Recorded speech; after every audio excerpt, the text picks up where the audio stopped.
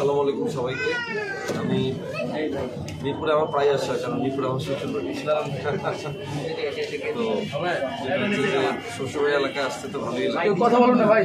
অনেকদিন পরে বলতে আমাদের কাজের মাঝখানে সুযোগ হয়ে ওঠে না। অনেকদিন পরেই আসা হলো, আপনার ঘরে ভালো লাগছে। আর আমাদের কাজের আপডেট তো আপনারা দেখেনি আমাদের ফেসবুক পেজ বা আমাদের চ্যানেল থেকে আমরা সবসময় কাজের আপডেটগুলো দিয়ে থাকি। এর মধ্যে অংশ ভাইয়ের একটা প্রজেক্ট করলাম, তানির রহমান অংশ ভাইয়ের ওনার একটা ওয়েব সিরিজ করলাম। এর মধ্যে 6টা গল্পের একটা ওয়েব সিরিজ, এর মধ্যে শেষ হয়ে যায়। ভাই একটু জোরে বলেন। ভাই আমি ভিন্ন প্রসঙ্গে যাই। রাজনৈতিক পট পরিবর্তনের পরে আমরা দেখছি যে নাটক বা সিনেমা সবগুলোতে কেমন কাজে একটা স্থবিরতা চলছে, কাজ নাই বললে চলে। অনেকে বলছে কাজের অভাবে আপনার কাছে আপনার কাজ একটা পট পরিবর্তনের পরে তো আসলে যে কোনো জিনিস আসলে একটু শুরু হইতে একটু সময় নেয়।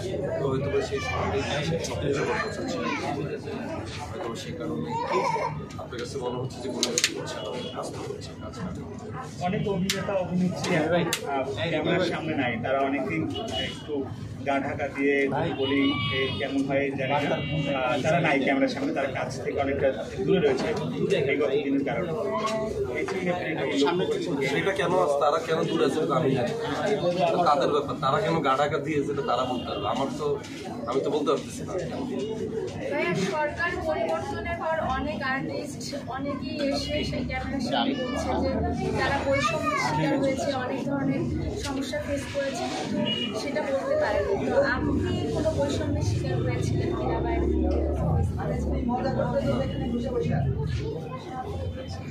ঠিক আছে, আপনি ভাই আজকে যে জ্ঞান ওপেনিংয়ে আসবেন, তো অনেক ওপেনিং করেছেন আগে, আর এই মানে এই জ্ঞান ওপেনিংটা আপনার কাছে কীরকম লাগতেছে বা কেমন? কারণ আসার পর তো আপনাদের সামনে বসে গেছে, ফিলিংসটা বুঝতে পারতেছি না কেন আসলাম, কী কারণে আসলাম এটি বুঝতেছি না। ভাই আগে দেখতাম যে আপনি অনেক পাবলিক খাবার করতেন, এখন কি জানতেন? সময় সুযোগ হইলে তখন যাই, সময় সুযোগ যখন মিলে আমরা জানি যে অনেক সময় যারা মিডিয়ার সেলিব্রিটি, যারা নায়ক নায়িকা, তারা কিন্তু বিশেষ করে তাবলিক দাওয়াত খুব কম যায়। তো সেখান থেকে আপনি একটু ব্যতিক্রম। বিভিন্ন সময় দেখা যায় যে আপনি ইসলামিক মাইন্ডেড, সব জায়গায় যান এবং মানুষকে দাওয়াত দেন ইসলামের, আসলে সামনে যাবেন কিনা? সুযোগ থাকলে তো বললাম তো, সময় সুযোগ মিললে তখন। আজকে এখানে ফুড রিভিউ করবেন কিনা, এখানে খাবার কেমন লাগলো এটা আমাদেরকে আজকে আপনি খেয়ে জানাবেন। ঠিক আছে, আমরা যদি ওই অপেক্ষা করি। এখানে আর কিছু বাদ দিয়ে আমরা একটা বিষয়, যেহেতু ফুড রিভিউ করতে আসছি, তার প্রিয় খাবারের একটা তালিকা। হ্যাঁ, খিচুড়ি আর ডিম ভাজি খুব ভালো পছন্দের খাবার আমার আম্মার হাতের।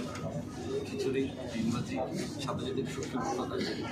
এটা নিয়ে কোনো গল্প আছে কিনা ছোটবেলা? এটা তো থাকে না যে আম্মা যখন রান্না বান্না করে আর কি, আম্মারও বলি আর কি, আমার খিচুড়িটা, আমার খিচুড়ি আমার কাছে সবসময় ভালো লাগে। তো এই তো মানে ফ্যামিলির প্রত্যেকটা মুহূর্তই তো আসলে মনে রাখা। হ্যাঁ, আমার ভালো লাগে।